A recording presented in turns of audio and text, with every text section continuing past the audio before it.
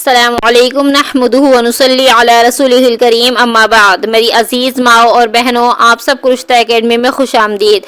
آج ہم ابراہیم علیہ السلام کا قصہ جانیں گے۔ کہاں کہ ابراہیم السلام رہنے والے تھے، کس جگہ پر ان کی پیدائش ہوئی، پھر کس طرح سے ان کو آگ میں ڈالا گیا۔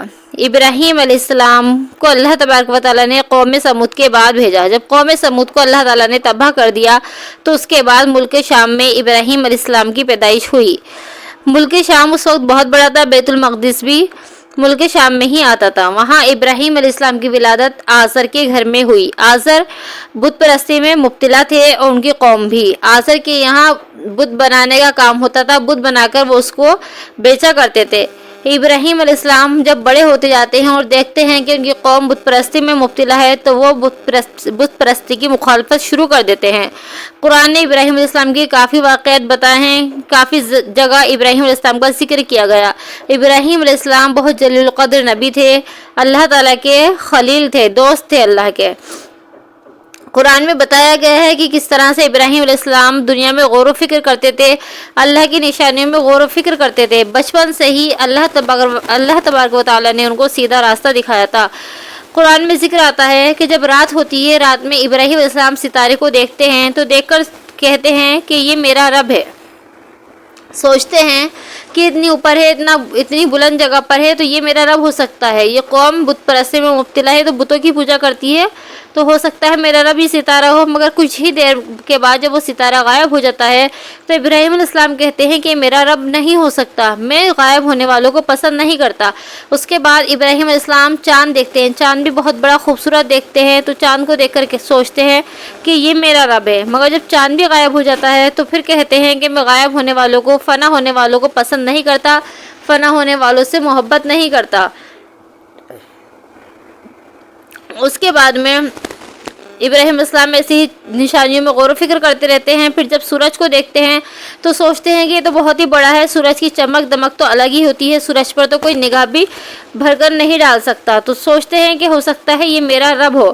مگر جب صبح کے بعد شام ہوتی ہے تو سورج بھی غائب ہو جاتا ہے، تو ابراہیم علیہ السلام کہتے ہیں کہ میں ان تمام چیزوں سے بری ہوں جن کو تم اللہ کے ساتھ شریک کرتے ہو، کیونکہ اس وقت میں بھی ایسے لوگ موجود تھے، کچھ لوگ سورج کی پوجا کر رہے ہیں، کچھ ستاروں کی کر رہے ہیں، تو ہر وقت میں بت پرستی اور پھر اس کی سورج کی، ستاروں کی پوجا کرنے والے مبتلا رہے ہیں۔ تو ابراہیم اسلام سب کی مخالفت کر دیتے ہیں اور کہتے ہیں میں ان تمام سے بیزار ہوں جن کی تم پوجا کرتے ہو۔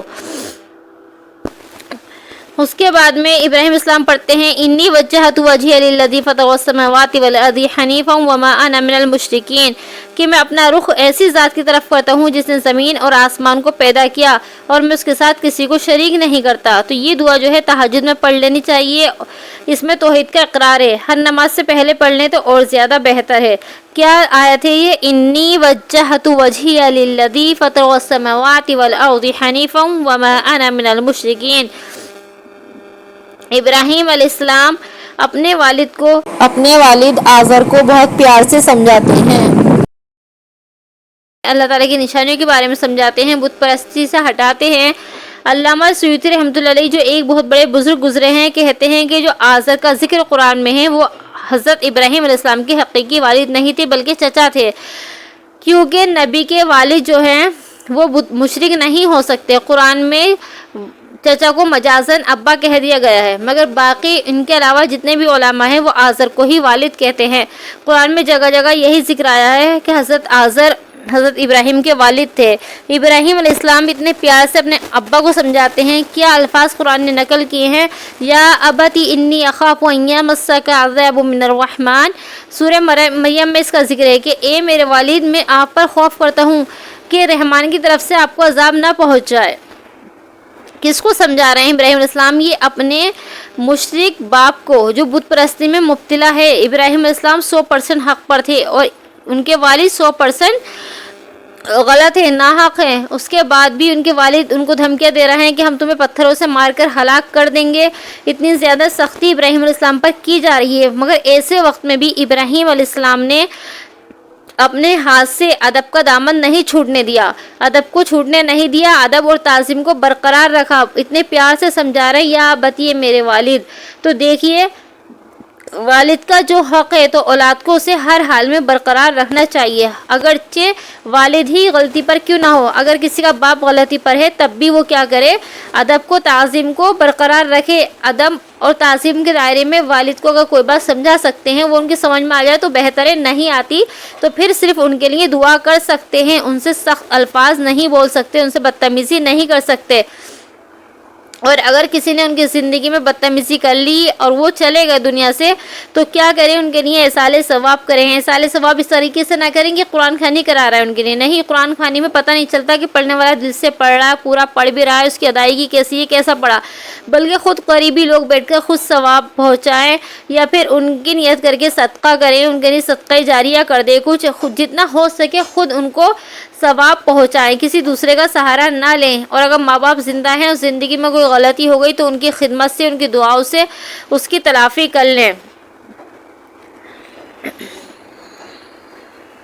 ادب و احترام میں، تعظیم میں باپ کا حق ماں سے زیادہ ہے، کیونکہ باپ گھر کا سربراہ ہوتا ہے، گھر کا بڑا ہوتا ہے، اس لیے باپ کا حق زیادہ ہے۔ اولاد باپ کی تعظیم زیادہ کرے اور ماں کا درجہ حسن اخلاق میں زیادہ ہے۔ ایک صحابی نبی کریم صلی اللہ علیہ وسلم کے پاس آتے ہیں اور آ کر عرض کرتے ہیں، یا رسول اللہ میں کس کی خدمت کروں، میرے پاس سب سے زیادہ حق کس کا ہے؟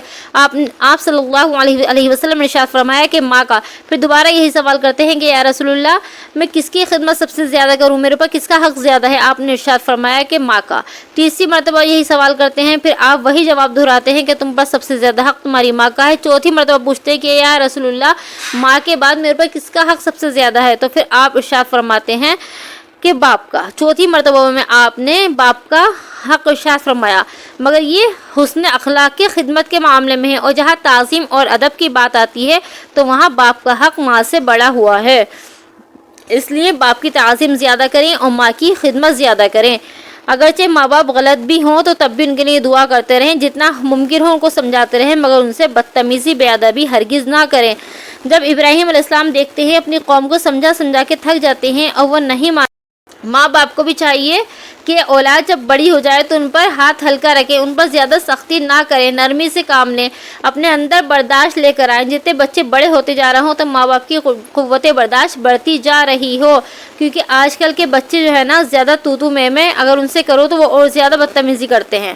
جتنے بچوں سے کچھ کہو تو اتنے اور زیادہ بچے بدتمیز ہو رہے ہیں۔ تو والدین کو بھی چاہیے کہ بچوں کے لیے اللہ سے دعا کریں، اللہ کے آگے روئیں کہ اللہ ہماری اولاد کو نیک صالح بنا، ہماری آنکھوں کی ٹھنڈک بنا، اور ظاہر میں ان سے اتنی بدتمیزی نہ کریں، جتنا ظاہر میں پیار سے ان کو سمجھا سکتے ہیں پیار سے سمجھا دیں، اور پھر ان کے لیے دعا کرتے رہیں۔ تو دیکھیے جب ابراہیم علیہ السلام دیکھتے ہیں کہ ان کی قوم نہیں مان رہی تو ان کو سمجھاتے رہتے ہیں، کوشش کرتے رہتے ہیں۔ پھر اسی طریقے سے ایک عید کا دن آتا ہے تو سب لوگ کیا کرتے ہیں، قوم سمود، سب عید کا دن آتا ہے تو ان کی قوم کے لوگ عید کے دن وہاں ایک میلہ لگا کرتا تھا، میلے میں جاتے تھے سب، تو سب میلے میں جا رہے ہوتے ہیں۔ ابراہیم علیہ السلام سے کہتے ہیں کہ ابراہیم تم بھی چلو، تو ابراہیم علیہ السلام ان سے کہتے ہیں انی سقیم، کہ میں تو بیمار ہوں۔ ابراہیم علیہ السلام ظاہر میں بیمار نہیں تھے، مگر کیا کرتے ہیں، ایک توریہ کرتے ہیں، ایک قسم کا ان سے بہانہ کرتے ہیں۔ یہ جھوٹ بھی نہیں ہوا، کیونکہ ابراہیم علیہ السلام ان کی بت پرستی کو دیکھ کر ان کا دل اتنا غمگین تھا، دل اتنا پریشان تھا، تو ایک طرح سے ان کا دل بیمار تھا، تو کہہ دیتے ہیں کہ ان سے بیمار ہوں، تم سب چلے جاؤ۔ جب وہ سب چلے جاتے ہیں تو ابراہیم علیہ السلام ان کے بت خانے میں جاتے ہیں، اور بت خانے میں جانے کے بعد ان کے بتوں کے کسی کے ہاتھ، کسی کے پیر توڑ دیتے، کسی کی کان کاٹ دی، کسی کی ناک توڑ دی، اسی طریقے سے ان کے بت کا کچھ نہ کچھ کر دیا۔ سب بتوں کی توڑ پھوڑ کرنے کے بعد جو بڑا بت تھا تو اس کے گلے میں کلہاڑی کو ڈال دیتے ہیں۔ اب وہ لوگ جب اپنے میلے میں سے واپس آتے ہیں تو انہیں سب سے پہلے بت خانے میں جا کے اپنے بتوں کی ہی پوجا کرنی ہوتی ہے۔ جب وہ بت خانے میں جاتے ہیں تو دیکھتے ہیں کہ ان کے بتوں کا تو برا حال ہوا پڑا ہے، وہ دیکھ کے بہت زیادہ غصے میں ہو جاتے ہیں اور کہتے ہیں کہ یہ کس نے کیا؟ تو اس میں سے کوئی کہتا ہے کہ ہم نے ایک نوجوان کو دیکھا ہے جو بتوں کو برا بھلا کہتا ہے، تو ہو سکتا ہے یہ کام اسی نے کیا ہو، اسے ابراہیم کہا جاتا ہے۔ تو لوگ کہتے ہیں کہ اسے لے کر آؤ، سب کے سامنے بلاؤ، وہ اپنے جرم کا اقرار کرے گا۔ اب سب کے سامنے ابراہیم علیہ السلام کو لایا جاتا ہے، پوچھا جاتا ہے کہ کس نے کیا، یہ تم نے کیا ہے؟ تو ابراہیم علیہ السلام بڑے بت کی طرف اشارہ کر دیتے ہیں کہ اس کے گلے میں کلہاڑی پڑی ہے اور یہ تو صحیح سلامت ہے، آپ اسی سے پوچھ لیجیے، اسی نے ایسا کیا ہوگا۔ اب وہ لوگ تو خود بھی جانتے تھے، ان کی قوم تو خود بھی جانتی تھی کہ بت کیا ہے، کچھ نہیں کر سکتے۔ اگر ابراہیم علیہ السلام ان سے ڈائریکٹ کہتے کہ بت جو ہے تمہارے کچھ نہیں کر سکتے تو ان کی سمجھ میں اتنی آسانی سے بات آنے والی نہیں تھی، مگر ابراہیم علیہ السلام نے ان کو پریکٹیکلی سمجھایا کہ ایک طرح سے مشق کرائی ان کو، دیکھو اب کیا ہوتا ہے، تمہارے بت تو اپنا بھی بچاؤ نہیں کر سکتے، تمہارے نہیں کیا کر سکتے، ان کو پر تو مکھی بیٹھ جائے تو اس کو بھی نہیں ہٹا سکتے، وہ کچھ بھی نہیں کر سکتے، نہ وہ نفع کے مالک ہے نہ نقصان کے مالک ہے، تم کس کی پوجا کرتے ہو۔ تو ابراہیم علیہ السلام اب انہیں سمجھا رہے ہیں، جب وہ دیکھتے ہیں کہ بڑے بت کو کہہ رہا ہے کہ ان سے پوچھ لو، تو وہ تو جانتے کہ بتا ہی نہیں سکتے، تو وہ سمجھ جاتے ہیں سارا کام ابراہیم نے ہی کیا، یہ تو کچھ کر ہی نہیں سکتے۔ اب ابراہیم علیہ السلام کہتے ہیں کہ جب تمہارے بت بول ہی نہیں سکتے، تمہیں بتا ہی نہیں سکتے، تم ان کی عبادت کیوں کرتے ہو؟ تو وہ اب سب چپ ہو گئے، ان کے پاس کوئی جواب تو نہیں تھا، اور کوئی ابراہیم علیہ السلام کی طرف بھی نہیں ہو سکتا تھا، ورنہ ساتھ میں اسے بھی سزا ملتی۔ اب وہ سوچتے ہیں کہ کیا کرنا ہے، وہ کہتے ہیں کہ اپنے معبودوں کی تم مدد کرو، ایسا مت چھوڑو، تمہارے معبودوں کے ساتھ اتنا برا ہوا ہے، اپنے معبودوں کی مدد کرو۔ وہ مشورہ کرتے ہیں، ان کا مشورہ یہ طے پاتا ہے کہ ابراہیم کو آگ میں ڈالا جائے۔ اب ابراہیم علیہ السلام کے خلاف ساری نمرود کی طاقت استعمال ہوتی ہے، آگ جلائی جاتی ہے، بہت خطرناک آگ جلائی جاتی ہے، لکڑیاں اکٹھی کری جاتی ہیں، ایسی آگ جلائی جاتی ہے کہ اس کو پر سے اگر کوئی پرندہ بھی گزرے تو وہ بھی جل کے راکھ ہو جائے۔ اب جب پھینکنے کا وقت آتا ہے تو وہ سوچتے ہیں کہ ابراہیم کو کون آگ میں ڈالے، اب کوئی بھی آگ کے قریب نہیں جا سکتا، کوئی قریب جائے پھینکنے کے لیے تو وہ خود ہی جل جائے۔ ابراہیم علیہ السلام سے کہتے ہیں کہ تم خود ہی چلے جاؤ، ابراہیم علیہ السلام کہتے ہیں کہ میں کیوں جاؤں، تمہیں پھینکنا ہے تم خود ہی پھینکو۔ تو شیطان ان کو ایک راستہ بتاتا ہے غلیل بنانے کا، کہ تم اس طریقے سے غلیل بناؤ اور غلیل میں رکھ کے ابراہیم السلام کو آگ میں ڈال دو۔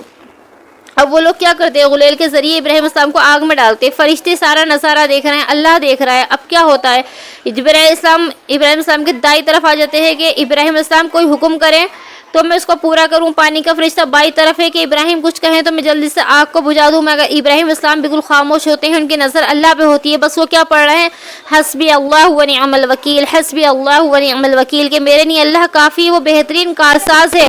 جب اللہ تعالیٰ دیکھتے ہیں کہ ابراہیم علیہ السلام کو کسی کی مدد کی ضرورت نہیں ہے تو اللہ تعالیٰ بھی کیا کرتے ہیں، براہ راست خود ابراہیم علیہ السلام کی مدد کرتے ہیں، اور آپ آگ کو حکم دیتے ہیں یا نار کونی بردا و سلاما علی ابراہیم، کہ اے آگ سلامتی کے ساتھ ٹھنڈی ہو جاؤ میرے ابراہیم پر۔ سلامتی کے ساتھ ٹھنڈی ہونا، نہ اتنی زیادہ ٹھنڈی ہونا کہ ابراہیم کو اس کی ٹھنڈک بھی نقصان پہنچا دینا، اتنی گرم ہونا کہ گرمی نقصان پہنچائے، بلکہ سلامتی کے ساتھ ٹھنڈی ہو جاؤ۔ تو آگ بھی سلامتی کے ساتھ ٹھنڈی ہو جاتی ہے، اور آگ کے شعلے ابراہیم علیہ السلام کو اپنی گود میں اس طریقے سے لے لیتے ہیں جیسے ماں اپنی گود میں اپنی اولاد کو لیتی ہے۔ یہ دیکھ کر آپ کا جانی دشمن آزر، آپ کا باپ بھی بے ساختہ کہہ اٹھتا ہے، نعم الرب یا ابراہیم، اے ابراہیم تیرے رب کے کیا کہنے، تیرے رب تو بڑا ہی خوب ہے، کس طریقے سے تیرے رب نے تیری مدد کی۔ تو دیکھیے میری بہنوں، میری ماؤں، اس واقعے سے ہمیں کچھ پوائنٹ معلوم ہوتے ہیں، ہمیں کچھ باتیں معلوم ہوتی ہیں، ہمیں کیا پتہ چلتا ہے کہ اس دنیا میں جو بھی کچھ ہوتا ہے، جو بھی کچھ کرنے کی طاقت ہے وہ صرف اللہ ہی کے قبضے میں ہے۔ اگر آگ میں جلانے کی طاقت ہے تو وہ اللہ کے حکم سے ہے، اگر اللہ چاہے تو 1 منٹ میں آگ سے جلانے کی طاقت کو ختم کر دے، پانی میں بجھانے کی طاقت ہے تو وہ اللہ کے حکم، دنیا کی ہر چیز اللہ کے حکم کی طاقت کی محتاج ہے۔ جب تک اللہ تعالیٰ کسی چیز کو حکم نہ دے تو کوئی چیز کچھ نہیں کر سکتی، اللہ کے حکم کے بغیر ایک درخت کا پتا بھی نہیں ہل سکتا۔ جب انسان کے اعمال بگڑتے ہیں تو اللہ تعالیٰ حالات کو بھی بگاڑ دیا کرتے ہیں، آخرت بھی برباد ہو جاتی ہے۔ تو سب سے پہلے ہم اللہ کو راضی کریں، اپنی منچاہی زندگی سے باہر نکلے، رب چاہی زندگی گزارے، اللہ کو راضی کرے تو انشاءاللہ اللہ تعالیٰ ہمارے تمام حالات کو بھی درست کر دے گا، دنیا آخرت دونوں بنا دے گا۔ اور والدین کی اطاعت کریں، کیونکہ والدین کی نافرمانی ایسا گناہ ہے کہ انسان کی آخرت تو بعد میں برباد ہوتی ہے، پہلے دنیا ہی برباد ہو جاتی ہے۔ تو اس لیے پوری کوشش کریں اور مجھ ناچیز کو بھی اپنی دعاؤں میں یاد رکھیں۔ السلام علیکم۔